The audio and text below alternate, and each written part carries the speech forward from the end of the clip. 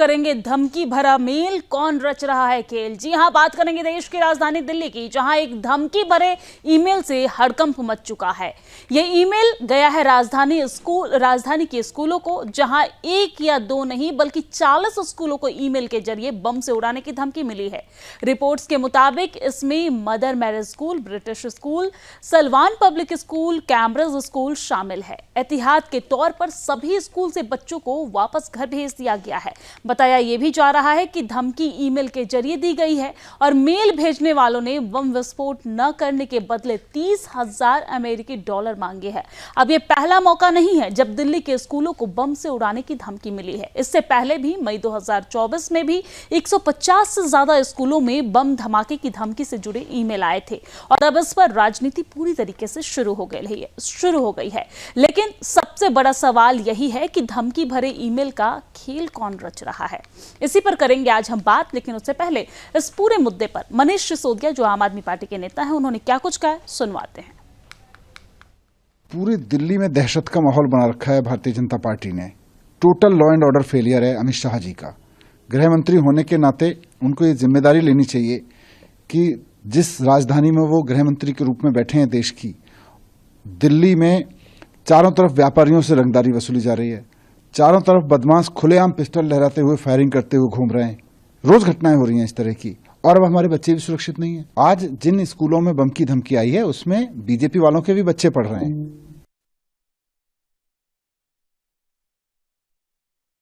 तो इस पूरे मामले पर राजनीति पूरी तरीके से तेज हो गई है। आज हम करेंगे इसी पर चर्चा के लिए हमारे साथ खास मेहमान जुड़ गए हैं। सबसे पहले आपका उनसे परिचय करवा देती हूँ। अमित शर्मा हमारे साथ प्रवक्ता आम आदमी पार्टी के जुड़ गए हैं, साथ ही साथ अवरल मलिक हमारे साथ प्रवक्ता बीजेपी के जुड़ गए हैं और पूर्व एसीपी वेद भूषण जी भी जुड़ गए हैं। सबसे पहले एसीपी सर, आपके पास आते हुए, जिस तरीके से एक के बाद एक घटनाओं को अंजाम देने की कोशिश की जा रही है, मेल भेजा जा रहा है, इस पर क्या कुछ कार्रवाई की जा रही है और इस तरीके के मेल भेजने का क्या मायने है? टेक्निकल पहलू से समझा जाए तो ये मेल क्यों भेजा जा रहा है? देखिए दिव्या, इस तरह की धमकियां ये पहली बार नहीं आई है। लगभग 40 साल पूर्व भी इस तरह की धमकी आती थी। उस टाइम ईमेल का सिस्टम नहीं था, उस टाइम लैंडलाइन टेलीफोन से धमकी आया करती थी। अब विदेशों से, दूसरे कंट्री से धमकी इजीली भेजना बहुत आसान है। आप किसी भी कंट्री में बैठकर किसी भी कंट्री को धमकी दे सकते हो। इनका पर्पस केवल सनसनी फैलाना है और दुर्घटना करना नहीं है। क्योंकि पहले आपने देखा होगा बॉम्ब ब्लास्ट की धमकी आती थी, हवाई जहाज को उड़ा दिया जाएगा। कभी आती थी ट्रेन, फला ट्रेन में बॉम्ब रखा हुआ है। तो जिनको करना होता है वो इस तरह की धमकी नहीं देते। ये केवल एक डराने के लिए, धमकाने के लिए या एक स्टंट करने के लिए। पीछे आपको याद होगा कि जब धमकियां आई थी तो धमकी देने वाला एक माइनर बच्चा निकला था। तो इस तरह की धमकियों को हालांकि सीरियसली लिया जाता है। तमाम Delhi police, bomb disposal squad, fire department, सभी उसमें एंगेज होते हैं। स्कूलों को खाली कराना पड़ता है। स्कूलों की बाकायदा चेकिंग होती है। उसमें दोबारा बच्चों को कब भेजा जाए पढ़ाई के लिए, तो एक तरह से बच्चों की शिक्षा पर भी इसका एडवर्स इफेक्ट पड़ता है। और इस तरह की जो हॉक्स कॉल है वो सिक्योरिटी एजेंसीज के लिए भी एक बहुत बड़ा चैलेंज है। इसमें केवल एक ही तरीका है कि जो तमाम स्कूल्स हैं वो जो प्रिकॉशंस हैं वो लें। आप देखें कि केवल बड़े स्कूलों को धमकी आती है।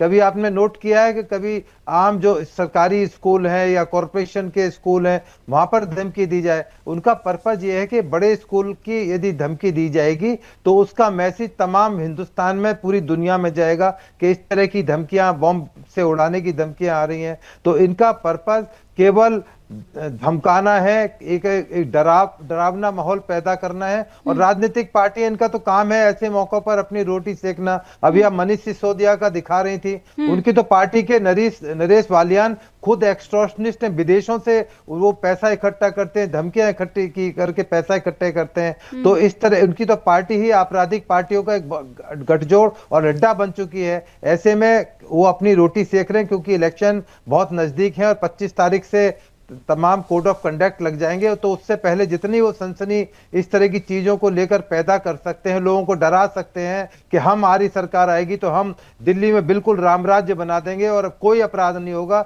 जैसे पंजाब में तो अपराध उन्होंने बंद कर दिए, अभी अमृतसर के अंदर क्या हुआ आपने देखा, डिप्टी सीएम के ऊपर किस तरह अटैक किया गया, कितने वो बड़े कामयाब हुए।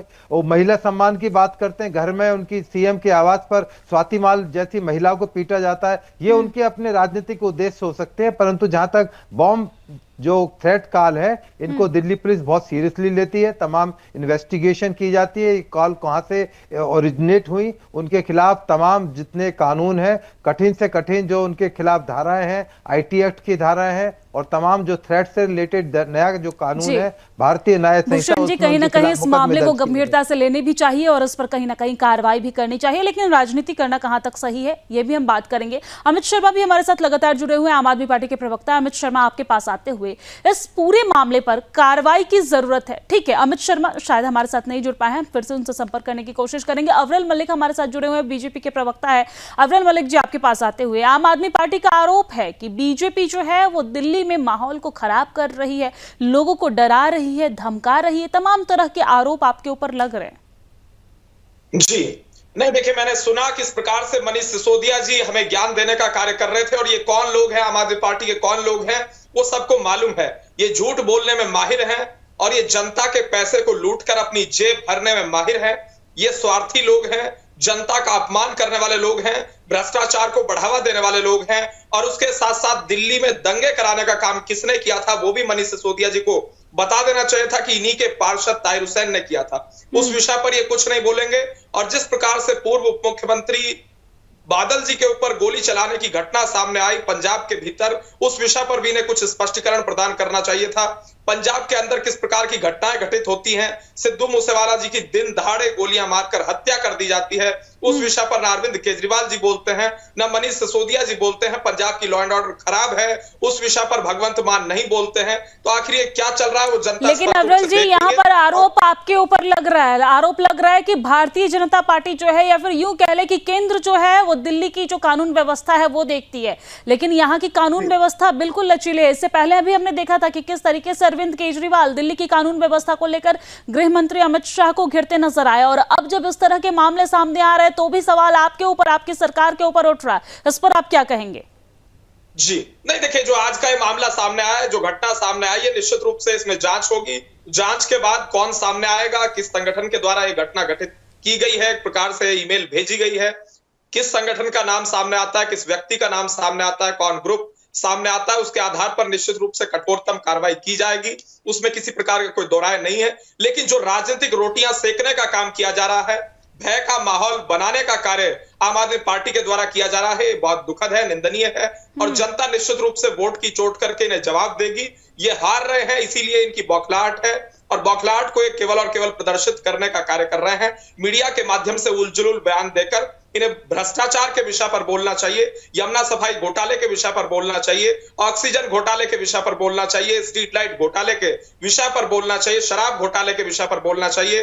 तमाम सारी घटनाएं घटित होती हैं पंजाब के भीतर, उस विषय पर बोलना चाहिए। पंजाब में आज इनकी सरकार है, लॉ एंड ऑर्डर का फेलियर है, ना उस विषय पर ये स्पष्टीकरण दे रहे हैं, ना संजय सिंह स्पष्टीकरण दे रहे हैं, ना कोई अन्य आम आदमी पार्टी का नेता या प्रवक्ता स्पष्टीकरण दे रहा है। तो आखिर ये क्या चल रहा है, जनता निश्चित रूप से देख रही है। इसीलिए जनता ने भारतीय जनता पार्टी की झोली में 7 लोकसभा सीटें डालने का कार्य किया था और उसी प्रकार से जनता भारतीय जनता पार्टी को 70 में 70 विधानसभा सीटों पर निश्चित रूप से जिताने का कार्य करेगी। अवरल मलिक, लौटूंगी आपके पास। अमित शर्मा भी हमारे साथ जुड़ गए हैं, आपके तमाम सवालों का जवाब उनसे ले लेते हैं। अमित शर्मा, आपके ऊपर आरोप है कि आप यहाँ पर राजनीतिक रोटी सेकने का काम कर रहे हैं। हालांकि आप ये कह रहे हैं कि भारतीय जनता पार्टी जो है वो दिल्ली की कानून व्यवस्था संभाल नहीं पा रही है, दिल्ली का जो माहौल है वो डर का बनाने का काम भारतीय जनता पार्टी कर रही है। लेकिन बीजेपी की तरफ से आरोप है कि लोकसभा चुनाव में जो आपको हार मिली ये बौखलाहट है उसकी, और साथ ही साथ आने वाले दिनों में दिल्ली में विधानसभा का चुनाव है, तो कहीं ना कहीं आपकी पार्टी जो है वो राजनीतिक रोटी सेकने के लिए इस तरह की उलझुल बयानें दे रही है।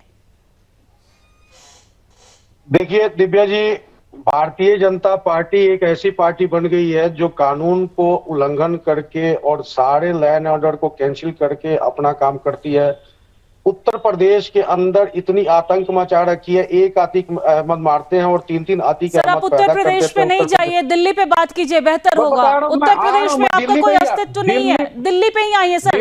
सर समय बहुत कम है, हम सीधा बात दिल्ली की करेंगे। बैकग्राउंड बात करेंगे, बैकग्राउंड खंगालना बहुत जरूरी होता है, क्योंकि आपके चैनल के माध्यम से लोग ये भी देख सके कि इनकी बैकग्राउंड क्या है। सर अभी बैकग्राउंड बताने का समय नहीं है, समय बहुत कम है, फिर आप अपनी बातें पूरी नहीं रख पाइएगा तो कहेंगे कि समय हम नहीं देते। तीसरी बार मोदी जी को प्रधानमंत्री बनाया और 7 में 7 लोग एक सेकंड, अदल मलिक जी, आपको बोलने का पूरा समय दिया गया, आप शांत हो जाइए। अमित शर्मा जी, मुद्दे पे आइए, समय बहुत कम है, फिर आप कहेंगे कि हम समय नहीं देते आपको। दिव्या जी सुन लीजिए, 1.5 साल पहले क्या हुआ था, एक हमारे एमएलए नरेश मल्यान के ऊपर एक फिरौती की कंप्लेंट आई। इन्होंने कंप्लेंट जाकर के जमा भी किया। आज उसका रीजन ये है कि भारतीय जनता पार्टी कानून का इतना दुरुपयोग करके नरेश मल्यान को अंदर कर देती है, लेकिन उस गैंगस्टर को नहीं पकड़ा कि वो गैंगस्टर ने उस केस के ऊपर कोई अलम नहीं किया, कोई उनको सिक्योरिटी नहीं दी। सर दिल्ली की बात करेंगे, दिल्ली में जो धमकी मिली है इस पर आपके पार्टी के नेता की तरफ से तमाम राजनीतिक रोटी सेकने की काम की जा रही है, जिम्मेदारी तो आपकी भी है ना सर। दिल्ली में सरकार किसकी है? दिल्ली में सरकार किसकी है? केजरीवाल की, आम आदमी पार्टी की? आपकी भी कुछ जिम्मेदारी है ना, आप उस जिम्मेदारी से क्यों बचते नजर आ रहे हैं? दिव्या जी, दिल्ली की जिम्मेदारियां दो जगह बढ़ जाती है, जबकि लॉ एंड ऑर्डर और कानून व्यवस्था तो 2 जगह अगर बढ़ती है तो सर आप अपनी जिम्मेदारी तय कीजिए ना, दूसरे के ऊपर आरोप लगाने से बेहतर है कि आप कुछ काम कीजिए, आपकी भी तो कुछ जिम्मेदारी है ना सर। दिव्या जी, हमारी जिम्मेदारी है स्कूल को ठीक करना, इस शिक्षा को बढ़ावा देना, एजुकेशन के ऊपर खर्च करना, बुजुर्गों को पेंशन देना, महिलाओं को सुरक्षा देना।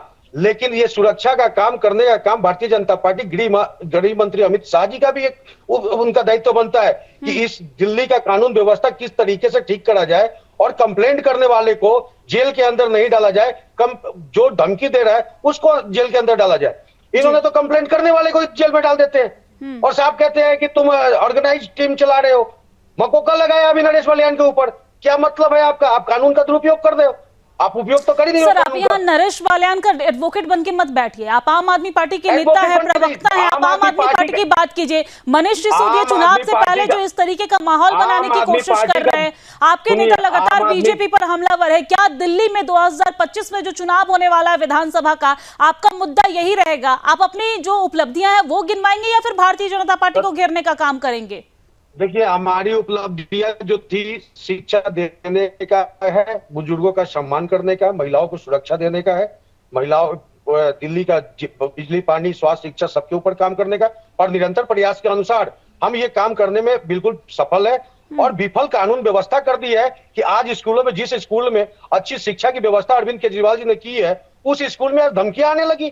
तो ये क्या है? अरविंद केजरीवाल जी को बिल्कुल गिराने का इन लोगों का मोटिव है और दिल्ली की जनता ये जानती है कि आपके बयान से साफ तौर से ये स्पष्ट होता है कि मोटिव किसको किसके गिराने का है। हालांकि ये कहने की जरूरत नहीं है। आप सभी मेहमानों का बहुत बहुत धन्यवाद हमारे साथ इस चर्चा में शामिल होने के लिए, चर्चा को आगे बढ़ाने के लिए।